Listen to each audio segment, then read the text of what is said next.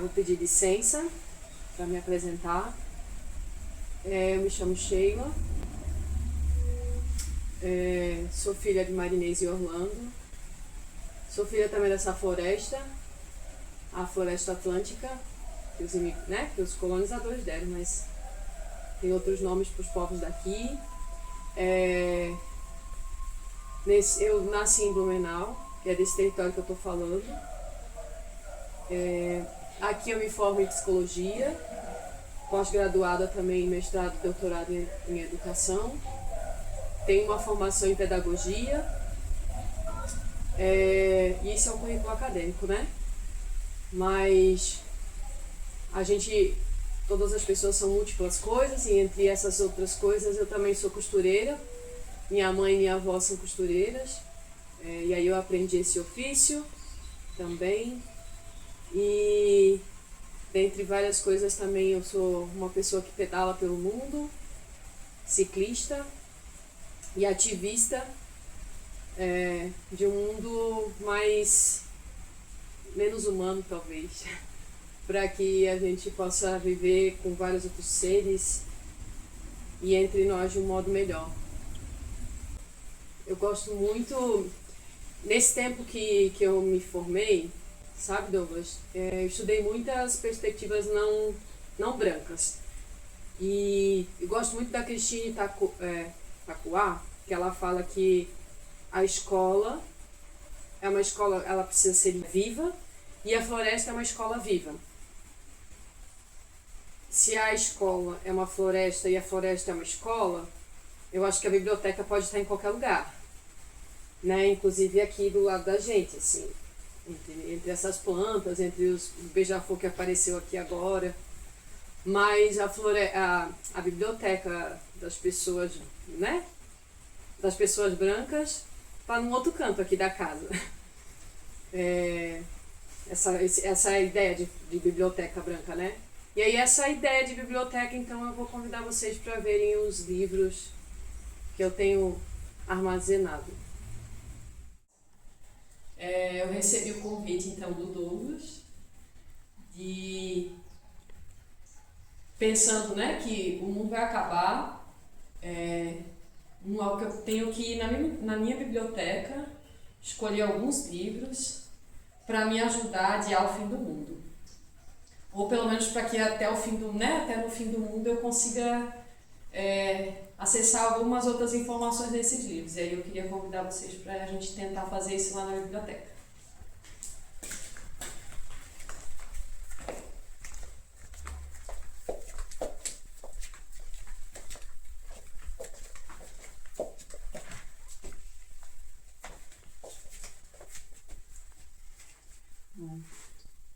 Como não tem limite, vamos lá.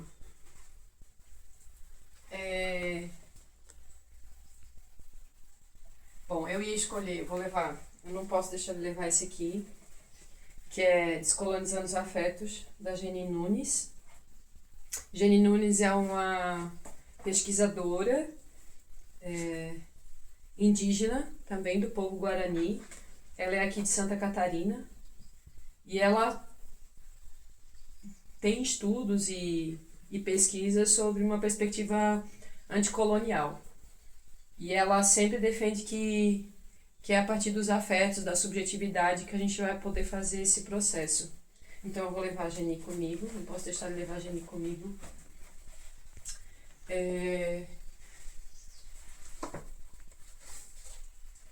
Eu sempre indico esse livro também. Eu ainda não consegui ler ele por completo, eu li algumas coisas, já tive aula sobre esse livro, até a pesquisadora mesmo, a Oironke Oyumi, já tive aula com ela, online, obviamente, que pena, né?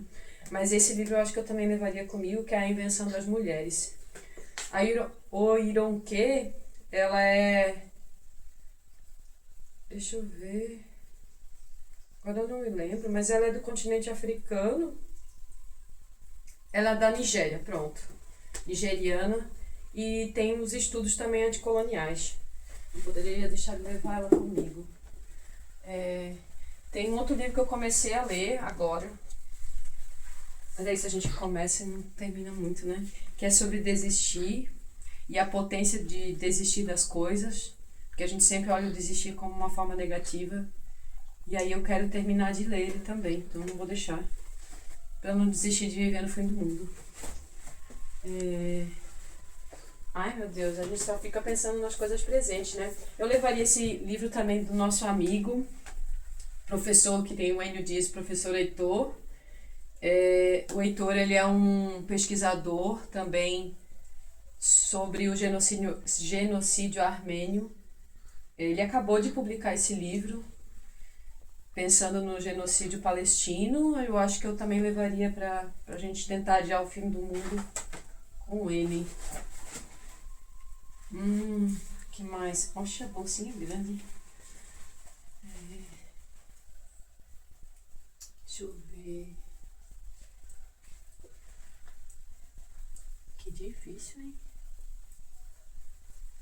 Eu vou escolher o Paulo Freire também pra ir comigo pro fim do mundo. Quer dizer, pra adiar o fim do mundo, né? Escolheria Pedagogia da Esperança pra ir comigo.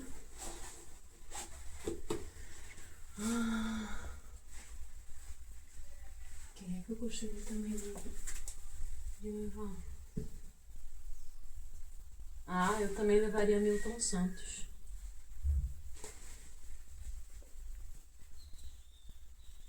Vamos lá. Vou levar esse aqui, do Milton Santos.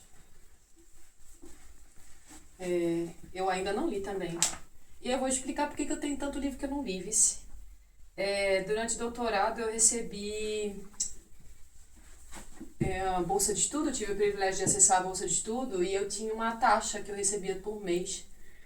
E aí essa era a taxa que você tinha que gastar, porque você tem que prestar contas dela depois. Então foi o que eu decidi gastar com livros. O não nominável na época que era presidente teve que pagar os meus livros, todos revolucionários. Chupa, Bolsonaro. Deixa eu ver. O que mais? Eu acho que eu também levaria esse aqui. Esses dois, pronto. Esse aqui, especialmente, é Macunaíma. Uma das pessoas que ajudou a escrever esse livro e pensar em escritas de modos distintos, tá, gente?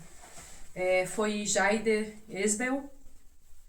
E a gente teve o privilégio de conhecer o Jaider num evento que o nosso grupo de estudo fez, do Grupo Tecendo, com o professor Leandro. E aí quando eu vi que tinha esse livro disponível, pensei, nossa, eu não posso deixar de tê-lo. Eu não sei se tu pode mostrar aqui, Douglas. Porque assim, na perspectiva de povos indígenas, a escrita ela pode ser de vários modos, não só no papel, né? Tá pensando na perspectiva da Escola Viva que a gente tinha conversado lá. E esse livro, além de ter a escrita em letras, tem também várias obras do Jaider. Várias. Então vale super a pena. Um livro muito bonito. Pronto, levaria comigo. Que é um pedacinho do Jaider com a gente. E aí esse livro aqui que eu comecei a ler também. Que a gente só começa, né? Que é do Nego Bispo. Eu também tive várias aulas com ele na pandemia, online, né? Os benefícios da pandemia, só esse. E esse livro foi lançado pela editora Ubu, um pouquinho antes do Nego Bispo fazer a passagem dele. E ele faz reflexões bem bonitas sobre o modo como a gente se relaciona com a Terra. Levaria também. Cabe bem muita coisa aqui. Deixa eu ver.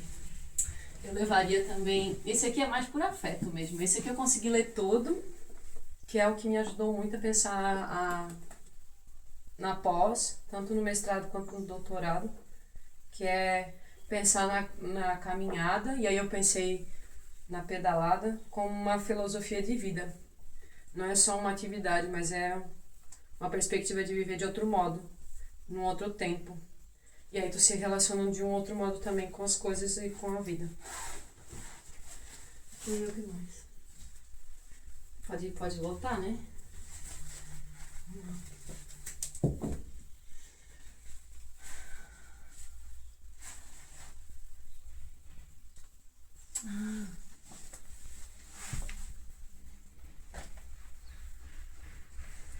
Eu também levaria esse, muito mais porque eu tenho muita vontade de ler, só que eu acho que eu ainda não tô disponível. Não sei que eu não é que eu tô disponível, não tô conseguindo ler.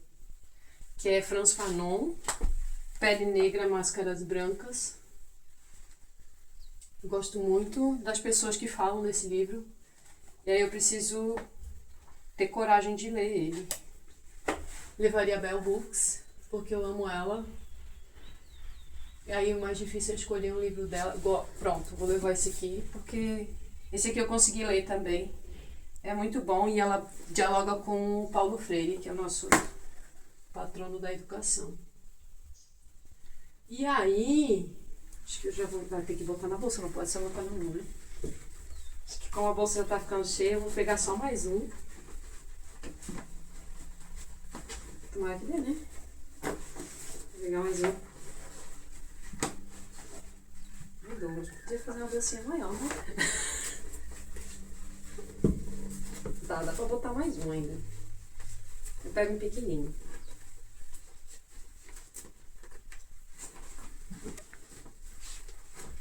Vou pegar só mais um pequenininho. Eu pensei em pegar esse. Vou pegar esse sim. Que é o Pacto da Branquitude. Que aí tem muito a ver com aquilo que a gente tem dito. O fim do mundo também tem a ver com isso. O mal da branquitude. Pronto, levaria só isso. Bom, a sacola tá um pouquinho cheia, meio transbordando. Eu acho que eu levaria isso. Bom, eu queria levar mais, né? Mas eu vou levar isso. E aí a gente agora vou tentar explicar por que eu escolhi eles. De modo mais profundo. Eu escolhi esse livro, O Pacto da Branquitude. Infelizmente eu tive uma formação na psicologia muito branca e muito colonial. E aí eu não consegui acessar durante a minha formação, eu me formei em 2008, pessoas e pesquisadoras que pensassem a psicologia de um modo diferente, que pensassem a subjetividade das pessoas, de como as pessoas se constituem. E a Cida é uma pesquisadora, professora de psicologia, uma intelectual negra, brasileira, e ela fez pesquisas e escreve sobre o Pacto da Branquitude no sentido de como as pessoas brancas se constituem. E aí é a branquitude que produz o racismo, né?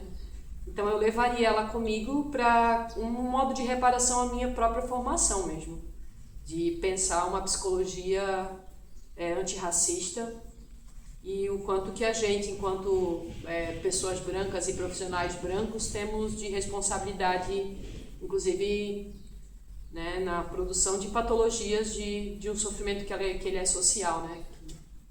Enfim, eu levaria esse livro comigo também para isso, para mim, mas pensando também numa formação coletiva. Do mesmo modo, a Bell Hooks, que é uma intelectual também negra, e que pensa a educação de um modo diferente, de um modo também, né, antirracista, antimachista, é uma feminista negra, e ela faz parte dessa corrente do feminismo negro que tem uma crítica à branquitude, ao classismo, e eu acho que eu gosto muito do Paulo Freire e ela atualiza a pedagogia do Paulo Freire, então eu levaria ela comigo. E é muito bonito, que eu gosto muito de... As pessoas me corrigem, né? E aí Bell Hooks está em letra minúscula porque ela escolheu fazer isso porque ela não pode ser maior que a obra dela, tá? Então eu acho que parem de corrigir a gente. Vou botar tudo no maiúsculo. Esse livro aqui, do professor Heitor, o Heitor eu conheci ele por conta da bicicleta. E desde a primeira fala dele me chamou muita atenção pela sapiência dele, porque ele é uma pessoa muito sabida e muito observadora. E aí, conforme a gente foi se tornando mais amigo, o Enio, que é o meu companheiro, também é muito mais amigo dele. E Heitor escreveu esse livro, foi lançado agora, faz um mês. Ele é um grande pesquisador do genocídio armênio. E como a gente tem vivido o genocídio de vários povos, né? Palestina, os nossos povos também originários aqui no Brasil. Eu acho que é um livro que dialoga muito com o momento que a gente está vivendo, não só com o passado. Porque conforme a Ailton Krenak, o futuro ele é ancestral, então a gente tem que acessar a nossa história para também saber um pouco do nosso futuro. Leiam o Heitor, gente, é maravilhoso. Então, levaria esse livro comigo, não conseguindo ler nada, mas eu quero ler, não só porque é nosso amigo, mas porque é muito importante a gente saber sobre isso.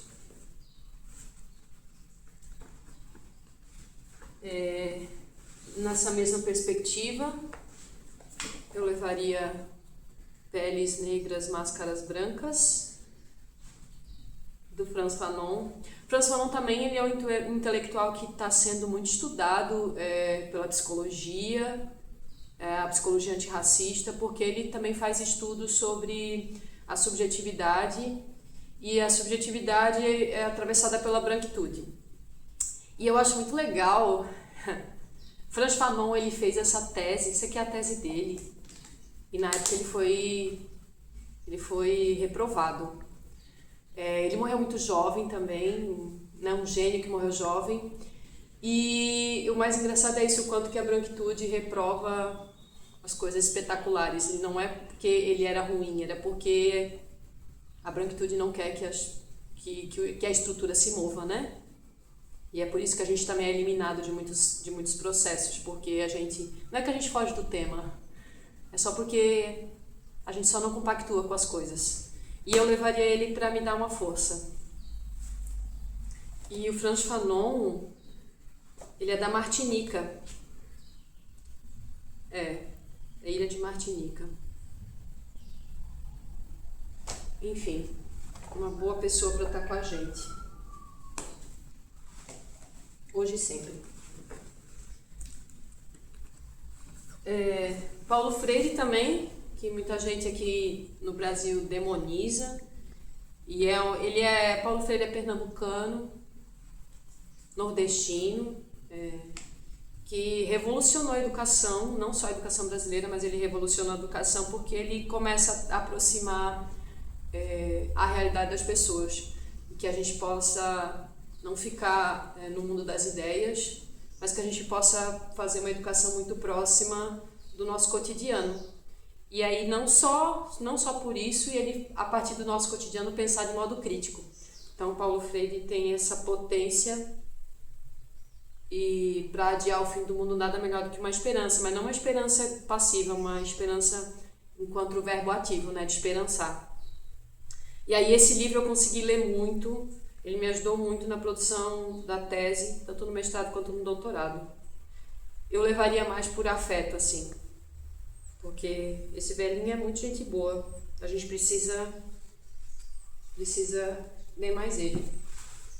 Inclusive eu acho muito legal, né, Douglas, porque Machaia conhecia muito mais Paulo Freire, pelo menos que eu, assim, e a levar também o nosso amigo do outro lado do oceano com a gente.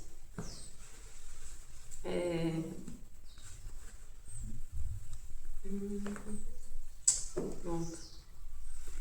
Eu acho que acabei. Pronto. Pensando nessa perspectiva também do Frantz Fanon e de pensar no povo africano, do continente africano, esse livro aqui, eu quero muito, muito começar a ler. Eu indico para todas as minhas colegas e amigas que estão pesquisando feminismo, sobretudo o feminismo branco, A Invenção das Mulheres.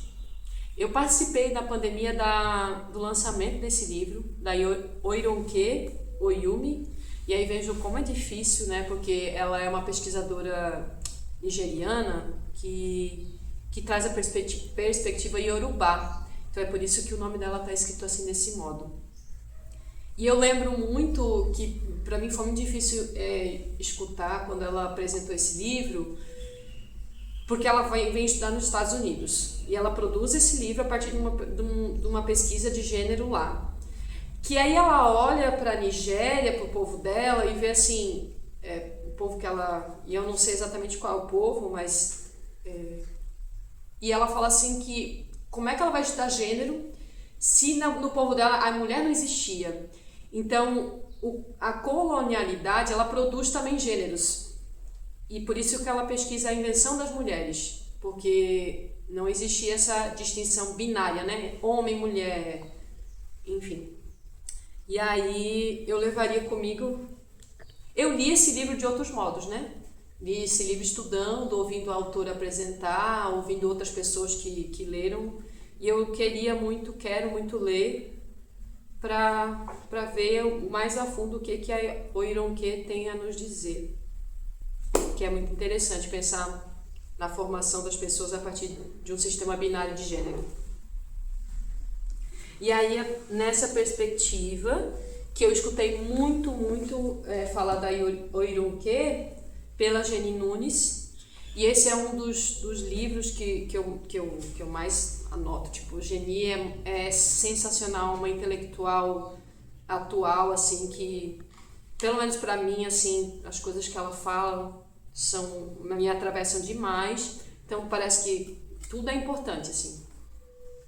E aí, por conta disso, por uma perspectiva bem anticolonial, eu levaria ela, junto com a Oironke. Esse livro, Descolonizando os Afetos,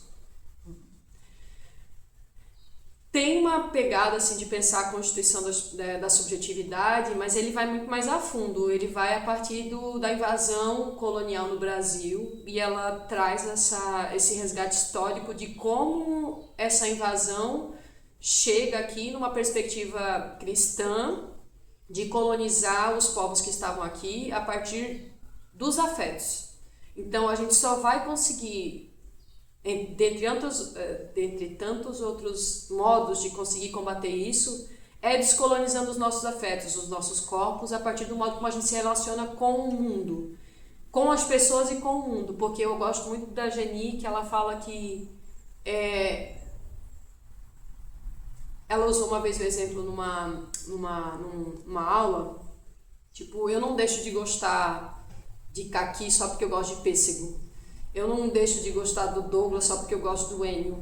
Então, esse sistema binário de gênero também hierarquiza os nossos afetos. E ela fala muito sobre isso, assim, como a gente se relaciona com as coisas.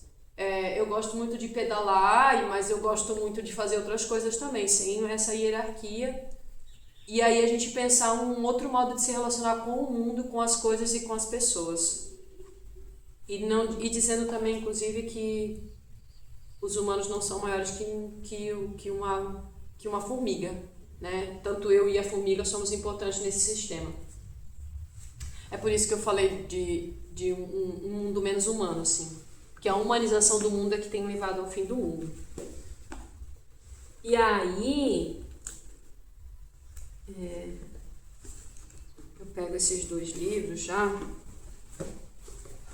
que é A Terra Dá, A Terra Quer, do Nego Bispo, e Macunaíma. Por que eu trago eles um pouco juntos? Porque também dialoga muito com o que Geni tem defendido.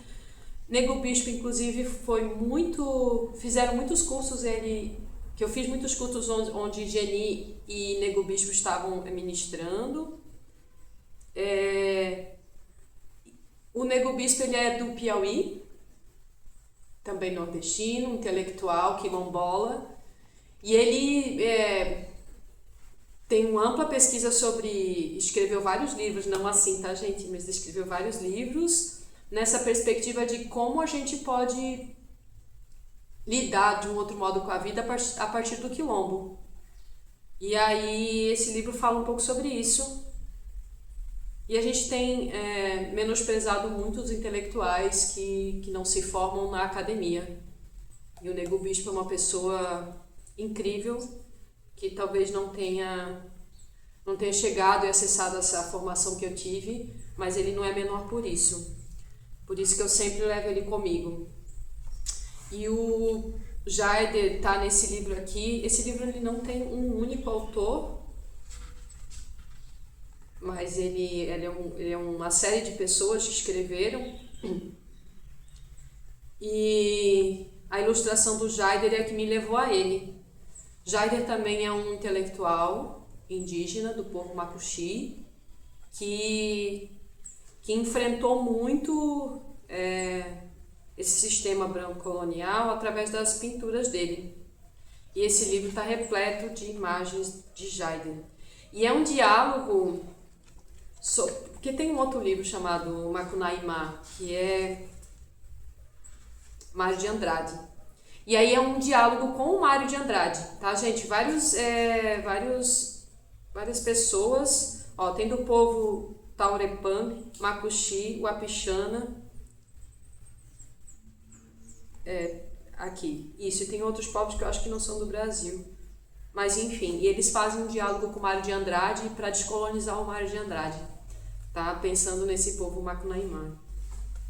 Então, acho que trazer Geni junto com o Jaider e junto com o Nego Bispo também em respeito à conexão que eles têm. Aí eu levaria também o Milton Santos, A Natureza do Espaço. Eu não li esse livro. Eu comprei alguns livros do Milton Santos porque eu fiz uma pesquisa no doutorado no mestrado e doutorado, né? Sobre bicicleta na educação, e aí eu fiz um breve diálogo sobre a cidade. E pensando nessa descolonização do nosso conhecimento, do nosso pensamento, eu não consegui, de novo, né, acessar o Milton Santos na minha formação, nem na minha formação escolar, nem na minha formação na psicologia, e a gente poderia acessar porque a psicologia social comunitária também dialoga muito com o Milton Santos, pensando de como as cidades nos constituem, de como o território me constitui. Então, acho que levar o Milton Santos é pensar a minha própria formação de novo e pensar como as nossas cidades, como a cidade brasileira é pensada, né? A partir desse sistema colonial branco. E ele fala um pouco sobre isso também. Sobre como se formam as cidades brasileiras e o que se produz a partir dessa formação. Eu levaria ele também conosco para pensar isso. Eu sempre cito Milton Santos para pensar território, então acho que é legal a gente também olhar para ele com carinho. E aí eu já estou chegando ao fim. Vou apresentar primeiro esse, que é Caminhar uma Filosofia. Esse livro eu li algumas vezes, acessei ele várias vezes durante a minha formação, na pós-graduação, mestrado e doutorado, porque eu me aproximo da bicicleta para fazer grupo de pedal, para desbravar, né, o território aqui. Só que aí eu me afasto desses grupos de pedal porque era muito rápido o movimento. Você tinha que atingir uma meta, você tinha que ir rápido até o local. E era muito... como é que eu posso dizer? Tipo, o fim era mais importante do que o caminho. Aí eu vou me afastando desses grupos. Quando eu chego nesse livro, eu entendo por que eu vou me afastando desses grupos. Porque é o percurso que me interessa, né? É o movimento de pensar o meu próprio movimento. Quando eu estou em movimento, nesse movimento mais lento, na caminhada, aqui ele vai falar muito sobre a caminhada, né? De como ele vai produzir pensamento a partir do caminhar. E aí eu penso isso, ele me ajuda a pensar o pedalar, de como a pedalada lenta, e aí eu não gosto de pedalar rápido, pode me ajudar a pensar as coisas e o mundo. E aí eu escrevo a minha tese de mestrado e doutorado pedalando. Por isso que eu gosto muito, muito de pensar a pedalada ou o caminhar como um movimento de aprendizagem, um movimento pedagógico. É uma filosofia, mas é também um movimento pedagógico. E Douglas, inclusive, né, confirma isso porque ele gosta muito de caminhar também. E aí esse livro aqui é sobre desistir, do Adam Phillips. Eu não conheço muito esse autor, mas eu gosto muito da Ubu, tem livros bem bons. E ele me chama a atenção porque nesse processo de formação, eu tenho pensado muito sobre o que eu preciso desistir, né? De algumas coisas que eu preciso desistir. E eu vou desistir sem culpa, assim. Porque é a partir de desistir que a gente vai abrir uns outros caminhos, né? E aí, vou ler até um pedacinho aqui do... Desistir como um prelúdio, como uma condição para que outra coisa aconteça, como uma forma de antecipação ou um tipo de coragem. E aí, é isso que eu gosto muito. Eu comecei a ler, que ele fala que é preciso muita coragem para desistir. Então, nossa, quem desiste é fraco. Mentira. Desistir precisa de muita coragem. Inclusive, desistir de ser o que somos, né? Quando eu olho para a minha formação, eu precisei desistir de muita coisa e aí a gente está sempre tendo que aprender outras coisas. Então, desistir de uma determinada teoria e a gente acessar outras coisas, né? Eu acho que é isso. Seria bem bom odiar o fim do mundo com isso aqui. Aí, assim, só vou dar um adendo. Eu não peguei o livro do Ayrton Krenak, mas o Ayrton Krenak está na própria anunciação do fim do mundo, né? Dessa ideia de fim do mundo. Então ele não está aqui, mas ele está aqui. Que eu poderia ter pego, né? É isso. Como é que foi pra mim fazer isso? Vou falar assim, ó. Quem conhece Douglas sabe do poder de persuasão dele, né? Então, conheço Douglas já desde o início do doutorado, então não tem como dizer não para ele. Até tento, né? Eu insisto, mas não rola. E aí, então, como foi para mim fazer isso? Foi como uma demonstração de afeto da nossa amizade, de poder recebê-lo aqui em casa, para dizer o quanto que a gente se considera. Então, foi mais sobre isso. E a importância do livro, para mim, desde muito criança, eu vi alguns livros aqui em casa, mas eram enciclopédias. Mas o meu contato com o livro, ou com a leitura, acho que mais com a leitura, foi através dos gibis. Aí meu pai assinava revista, e aí ele, vou assinar uns gibis aqui para ler, para eles lerem, né, para se distraírem. Então, esse foi a minha memória de acessar livros na infância, leitura na infância. Na adolescência eu li muito pouco e comecei a ter mais uma proximidade com os livros a partir do momento que eu entro na universidade. Não na graduação. Quer dizer, na graduação sim, mas aí na pós-graduação muito mais, que eu começo a ter acesso aos livros. Aí foi na pós-graduação que eu comecei a me aproximar muito mais, porque eu senti essa falta de acessar um determinado conhecimento que é valorizado nesse lugar. E aí eu via o quanto que eu não tive acesso, tanto na minha formação quanto na minha vida. De acessar uma biblioteca, de ter alguns livros em casa, além das enciclopédias. Porque eu, como várias outras pessoas, fui a primeira pessoa a acessar o ensino superior na minha família. Então aí eu começo a me despertar esse desejo de ter livro, de construir uma biblioteca, mesmo que seja com um incentivo governamental, enfim. E aí eu começo a acessar esses livros e aí eu faço questão de comprar mesmo, de gastar grana com livros que são pouco encontrados, talvez, tá? Não tenho clássicos comigo. Para não dizer que não tenho, talvez eu tenho, uns 10 livros assim clássicos. Eu gosto mesmo de dar força e fortalecer esses livros que as pessoas pouco conhecem. Tanto que aí, de vez em quando, surge algum assunto, eu falo, nossa, tem esse livro aqui que eu ainda não li, porque ainda não tive tempo, mas tem essa possibilidade de a gente ter esse outro acervo, né? De pensar o livro de outro modo. Ah, eu acho que é isso, essa minha relação com os livros tem a ver com isso, assim, com essa trajetória até aqui. E é tudo nosso, gente.